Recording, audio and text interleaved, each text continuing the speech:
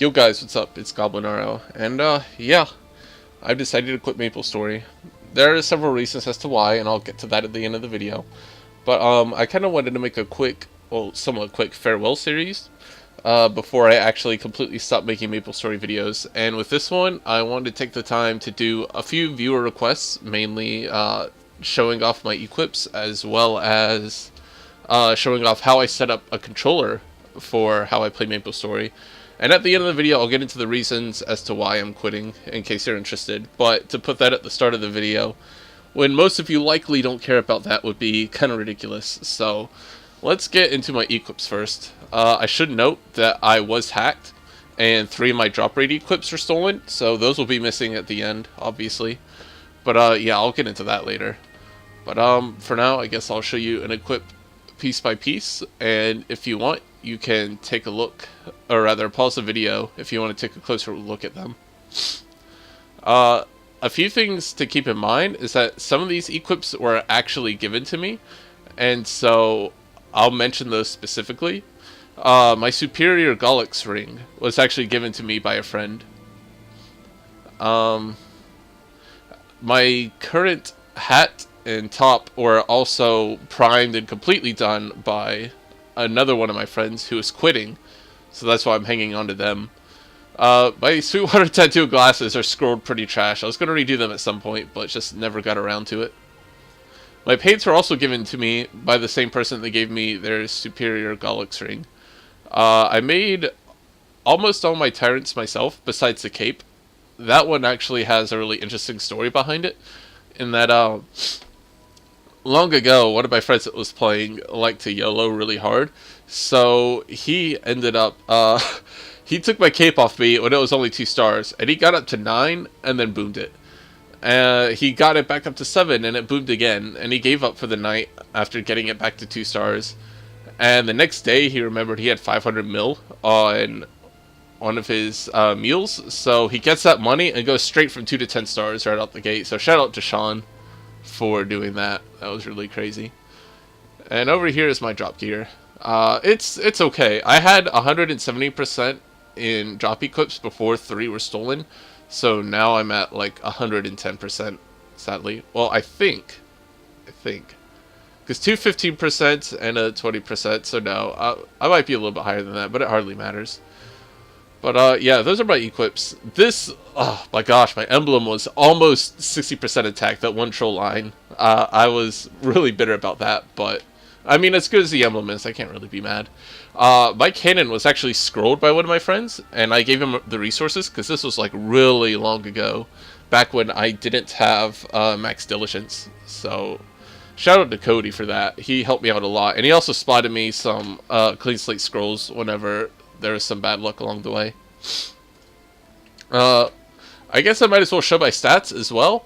And I think I'll do a quick CVAL run just to give you a demonstration of what my damage is at now. Because I think since I made my last video, my damage may have changed a bit. Mainly because of the prime top and hat. So yeah, I guess I'll run that real quick. I won't be putting on drop gear because I don't really need it for CVAL. But yeah. I mean, I'm quitting anyway. It's not like I really need the cubes. I'll only be using regular buffs, meaning buffs that I can buff at almost any time. Nothing like Echo of Hero or even Epic Adventure. I don't really need that. Oh, I need to be party.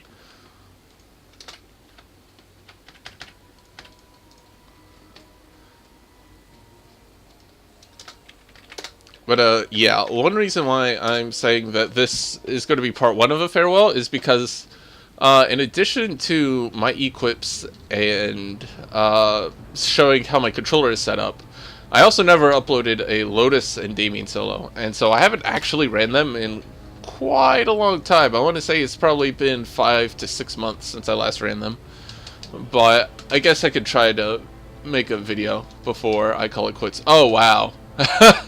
That was sad.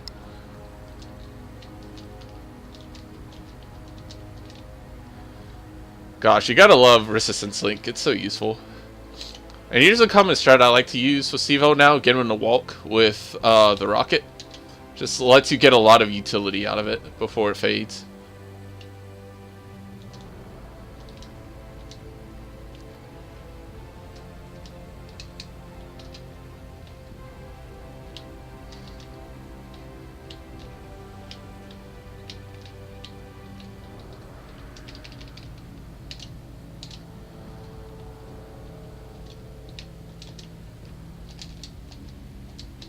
Sorry if I'm not talking much. I really haven't played this game much, so I'm rather rusty. As you can clearly see, I'm not doing very well.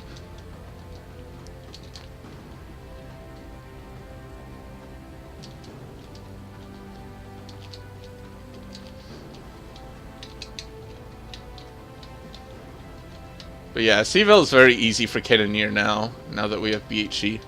I mean, it's been like that for a while, but I still can't get over how useful of a skill it is. Although its double nerfs are part of the reason why I'm quitting, but it's certainly not the full reason. There's quite a few reasons as to why I'm quitting. It is nice that they buffed Barrage, but it's just not enough considering how much more you do with BG. So 2-minute solo, I mean, for 2 deaths, that's pretty good, I would say. But no, those deaths were stupid. Those were easily preventable. But I'm not re-recording this video. I'm just going to take what I got. Let's see what he has to sell, though. Nothing. Okay, so yeah, that was C-Vel with my current level of damage with the equips I have. So for those aspiring Cannoneers of you out there that are wondering about how much damage you could do with the gear I have and with the stats, that's basically it. Now we'll get into controller setup. So Maple has... Okay, that's stupid. Maple has a very annoying way of setting up a controller. So basically, once it detects a controller right here, you assign buttons right here, and these button mappings will correspond to a certain button on the controller, which will therefore correspond to a specific key that's on your keyboard, not to a specific function. The only differences are these up here. So buttons 2, 3, and 4 or rather, these 3 functions, attack, jump, and pickup specifically, will be mapped to buttons up here. Whereas anything down here, like, rather than actual functions, they're just buttons, like delete, end, page down, etc. So, let's see, 2, 3, 4, for me, with my controller, and again, this is going to be different depending on what controller you use, what button will be registered to what number. But for me, I use a PlayStation 2 controller, which I have an adapter that allows me to hook it up to my computer via USB. And I use X to jump, I use circle for basic attack. I'm not sure, yeah, I think it is binded. And then I use square for pickup. And then, let's pull it back up. In general, most of the buttons that I have binded here are bound in this general area right here. Right? So for Bazooka, I use my L1 button. Barrage, I use R1. For... What's that skill called again? Monkey Fury? Yeah, Monkey Fury, I use L2, and then Drums, I use R2. The reason why I choose this is because both of these are skills that let you buff your damage, but you need to use them continuously over the course of every 30 seconds. So it's pretty important for those to be there. These 2 skills are a no-brainer. You're going to be using them all of the time for bossing and mobbing. I put BHG on my select button because I'm not using it often, but it's very close to my thumb, which is on the D-pad. So it's also very easy to use. And another thing with using a PS2 controller specifically, if you keep the analog button off, you can use a D-pad instead of the analog sticks. And I rather prefer that. But on the same notion, if you have the analog button on, you can actually use the buttons for L3 and R3 to also be bound, if you so desire. That's not actually binded in my controller, but I have Power Elixir bounded to the plus button, or sorry, the pause button, and I have Monkey Militia, the turrets, bound to the triangle button. Monkey Militia does pretty consistent amounts of damage. You can place them every 10 seconds, so being able to place them whenever you are on the map is really useful, so I think it's really important to have that there. Anchor is kind of a useless skill, not gonna lie. It does 1 line of damage every 2 seconds or so. It's kind of trash. It's good for grouping enemies together, but realistically, you're gonna be one-shotting anyway once you get to a certain level of damage. I used to use it in Arcarium on hard, or I guess it would be normal, because of his one-shotting. I could drag him to one side of the screen and then just flash jump all the way to the other. But now I kill him so fast that I don't really need it. So I have, yeah. So as far as everything else is bound, it's just kind of random to how I feel comfortable with pressing the button on the map. I'm kind of one of those sticklers that doesn't like to change the default control layouts very much from how they are by default. So, I don't know. That's just me personally. That's kind of it as far as demonstration stuff in this video. I guess I can get into the reasons why I'm quitting now after I take a quick sip of water. Yeah, so there's quite a few reasons. First one was obviously the charge time on BHG's the skill being nerfed. I was okay with it being nerfed once. I really was. I recognize that it's a very powerful skill. That one skill took like a mid-tier class and made it like top 5 DPS easy, and it made it an easy class. I won't deny that. But I feel like the first nerf was good enough. Nerfing the charge time for 15 to 20 seconds brings down your cannonballs from, well, I guess rockets, from 4 per minute to 3 per minute. I think that's a fair nerf. But then they decided to take it a step further and add another 5 seconds on. Like, in the span of about 2 months, you put 10 more seconds of charge time. They literally increase the charge time by 66%. That's ridiculous. Another one, and this is one of the bigger ones to me, was of course a drop rate nerf. Now, to some of you guys, you may think it's fine. Well, maybe not fine, annoying, but not game breaking. But for me, it is, because it goes more beyond just a drop rate being lowered, and kind of the mentality and direction that Nexon is bringing the game. See, I was appalled and off board before this came to GMS. For me, it wasn't like, oh, it might not come here. No, I was like, the fact that they're doing it in KMS to begin with is ridiculous, right?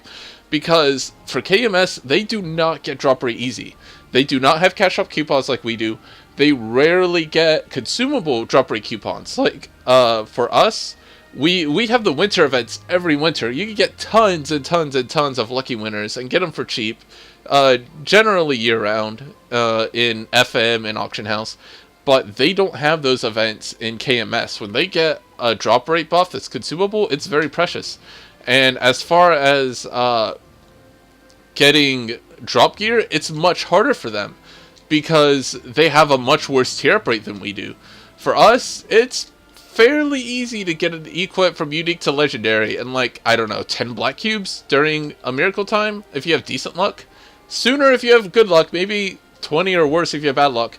In KMS, I'm pretty sure they don't have miracle time, but regardless, it takes them, like, I believe I heard it was an average of 100 black cubes to get just from unique to legendary. For those people in KMS that have a full set of drop gear, they really worked hard and spent a lot of money on it. And for them to get shafted by Nexon, Nexon is basically telling them that as far as Arcane River progress goes, they are moving too fast and they want to slow them down. And to me, that tells me that Nexon is trying to make this an even grindier game than it already is.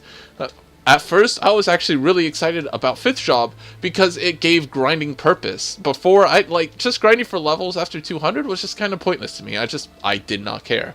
I got to 212, it was a good bit for hyperstat points and whatnot, and I was done. I was satisfied.